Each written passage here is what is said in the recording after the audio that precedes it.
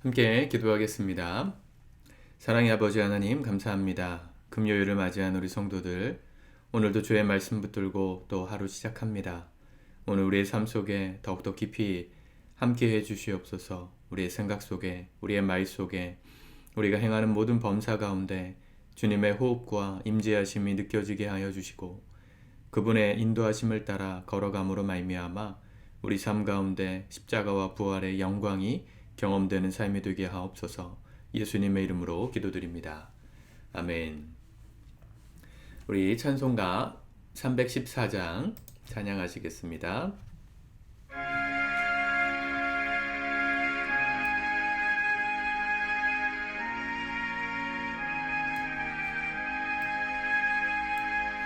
내 구주 예수를 더욱 사랑 엎드려 비는 말 들으소서. 내 진정 소원이 내 구주 예수를 더욱 사랑 더욱 사랑 이전엔 세상 나 기뻤어도 지금 내 기쁨은 오직 예수.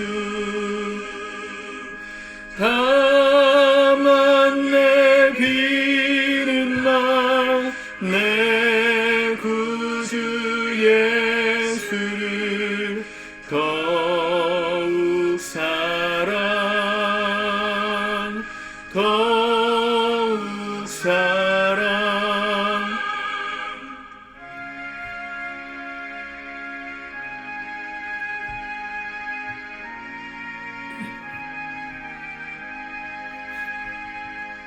이 세상 떠날 때 찬양하고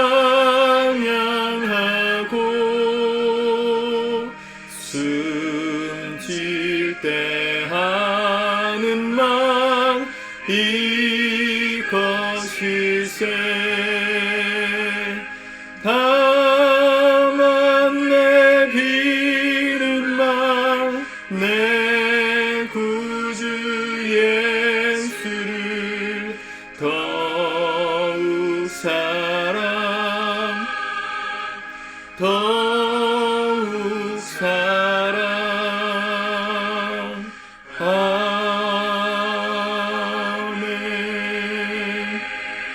아멘.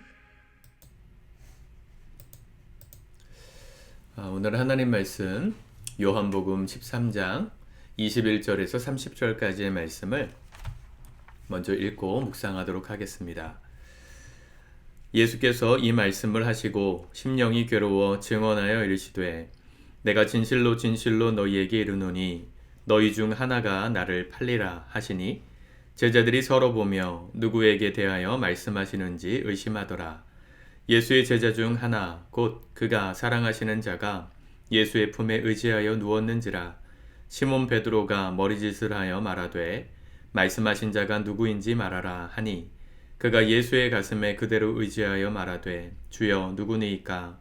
예수께서 대답하시되 내가 떡 한 조각을 적셔다 주는 자가 그니라 하시고 곧 한 조각을 적셔서 가롯 시몬의 아들 유다에게 주시니 조각을 받은 후 곧 사탄이 그 속에 들어간지라.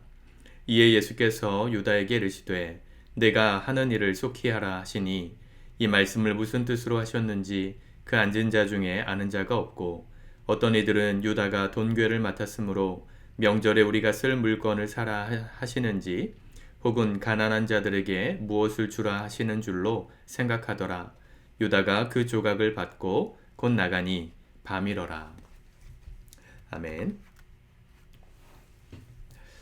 저도 날마다 먼저 이 영상을 찍기 전에 이 해당 본문의 말씀을 필사 노트에 적고 의미를 조금 생각하고 이 영상을 찍습니다.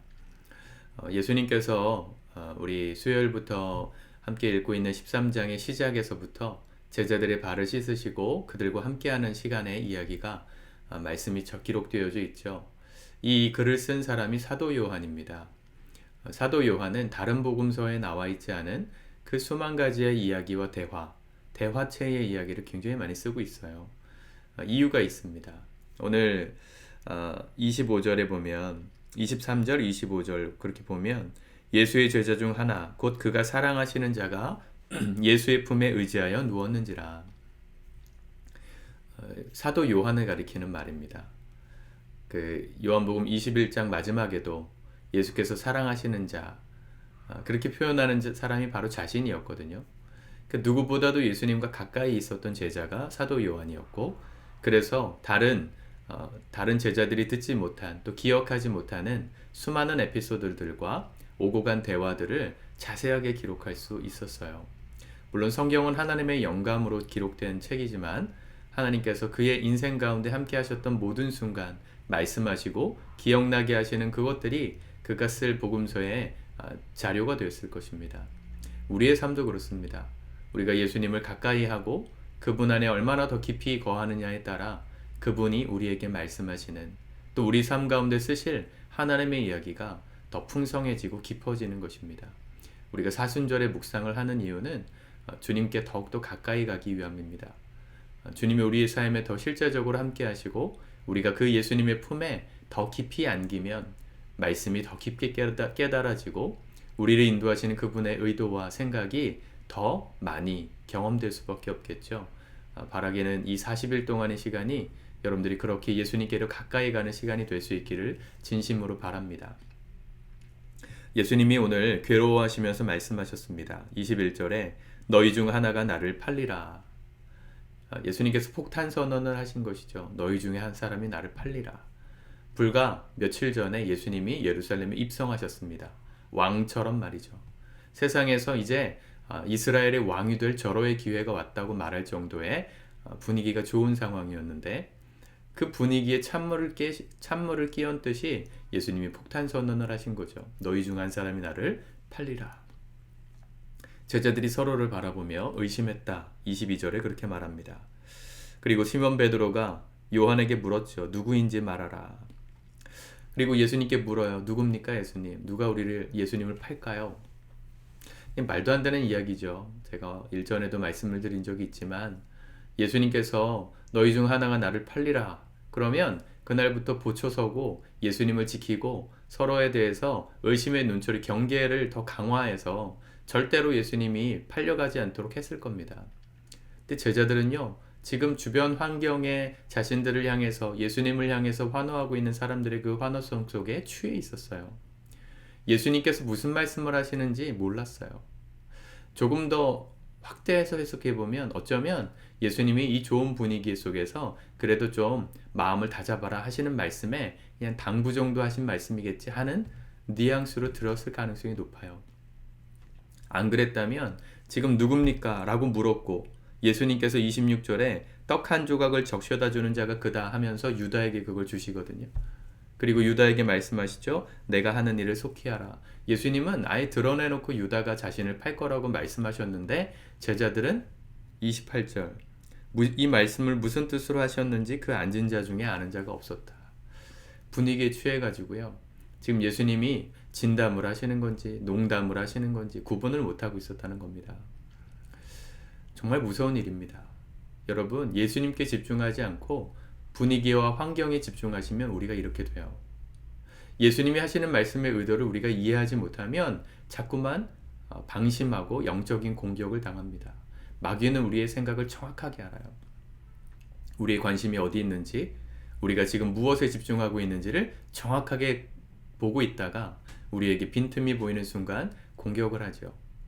우리의 마음에 날마다 예수님의 말씀이라면 진지하게 듣는 연습이 필요합니다. 아브라함이 조카 롯에게 이 땅을 차지하라고 할 때 소돔과 고모라 땅을 조카 롯이 차지하고 그곳에서 살잖아요. 그곳에서 살 때 천사가 소돔과 고모라의 죄악이 너무 깊어서 멸하러 가겠다 하고 롯의 집에 찾아갑니다. 그리고 멸할 거라고 너의 모든 가족들을 데리고 피난을 시켜라 했을 때 롯이 가족들을 모두 모아다가 딸들과 사위들을 모아다가 이제 이 도성이 망할 거니까 빨리 떠나자 했을 때 사위들이 뭐라고 반응했냐면 농담으로 여겼다 그랬어요. 농담으로 여겼다. 이유가 뭐였을까요? 롯이 그만큼 평판이 나쁘고 믿음직스럽지 못한 사람이었기 때문일까요? 아닙니다. 소돔과 고모라는 그 당시에 가장 번화한 도시였고요. 자신들이 누리고 있는 부와 명예가 너무 많았기 때문에 이게 한순간에 무너질 거라고 생각을 못하고 있었어요. 그래서 농담으로 여겼던 거예요. 우리의 삶에 이런 오류가 얼마나 많습니까? 이런 실수가 얼마나 많습니까?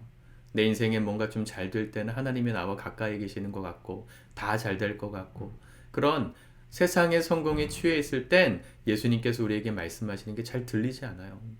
내 즐거운 게 좋고 내가 하고 싶은 거에 집중할 때 그 쾌락이 좋지요.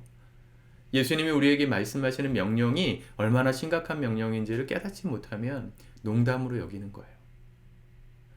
너무 무서운 일 아닙니까? 너무 무서운 일이죠.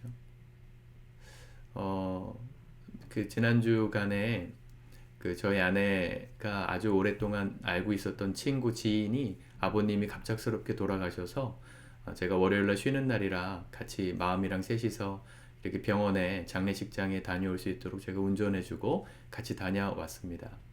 문상은 아내 혼자 했는데 아내가 문상을 마치고 나오면서 그런 얘기를 하더라고요. 친구가 아버지가 너무 건강하셨던 분이라 누구도 예상하지 못했는데 갑작스럽게 이렇게 돌아가시고 나니까 아버님이 살아계실 때 많이 같이 시간 보내고 말씀, 효도 많이 하라고 그런 이야기를 했다는 얘기를 들었어요. 그 친구분이 결혼하신 지 얼마 안 되셔서 아이를 낳는데 이제 아이가 50일 정도 됐나 봐요. 근데 아이가 아직 어리다는 이유로 아버님께 이렇게 찾아뵙고 구정이나 이럴 때 찾아뵙고 얼굴을 못 베어드리고 있었던 상황이었다고 하더라고요. 그래서 더 가슴이 아프다고. 이번 주쯤에 한두 주 정도 지나서 아버님께 아이 이제 얼굴 보여드리려고 준비하고 있었는데 아버님이 이렇게 기다려주시지 않을 줄 몰랐다. 이런 얘기를 했다고 저에게 말해 주었습니다. 여러분 그 얘기를 듣는데요. 정말 그렇구나. 우리가 장례식장이나 누군가의 슬픈 일을 당할 때 당부의 말을 들을 때 그때는 그 사람의 말이 얼마나 진지하고 심각한지를 잘 못 느껴요. 막상 내일이 되고 나야 정말 그럴 걸 하고 후회하는 게 인생이지 않습니까? 그렇게 후회하면서 사는 건 지혜가 아닙니다. 예수님의 말씀을 우리가 농담으로 들으면 안 됩니다. 예수님의 말씀을 농담으로 듣고자 하는 의도가 없을지라도 우리가 무엇에 집중하고 있는지가 우리가 그 예수님의 말씀에 대한 행동이 달라져요. 여러분 너무 세상 일에 바쁘지 마십시오. 세상 성공에 너무 취해 계시지 마십시오. 내가 고민하고 근심하는 것들이 이 세상의 전부가 아닙니다. 예수님께서 오늘 나에게 원하시는 것은 무엇일까? 집중하고 있어야 그래야 주님께서 원하시는 뜻대로 이 길을 바른 의미 있는 삶을 후회하지 않는 삶을 살 수 있는 것이죠. 오늘 금요일 많이 피곤하고 힘드시겠지만 한 주 마무리 잘 하시고 주님께서 주시는 마음 품고 이번 주말 동안은 정말 예수님께 집중하여서 그분과의 추억을 그분의 말씀의 의도를 더 깊게 따라가는 우리가 될 수 있기를 진심으로 축복합니다. 기도합시다. 주님 감사합니다. 오늘 주의 말씀 붙듭니다. 주께서 우리에게 주시는 말씀을 농담처럼 여기고 너무 가볍게 여기고 그 의도를 궁금해하지도 않고 지나가 버리는 하나님 그런 어리석은 지혜 없는 인생이 되지 않도록 우리가 늘 깨어있게 도와주옵소서.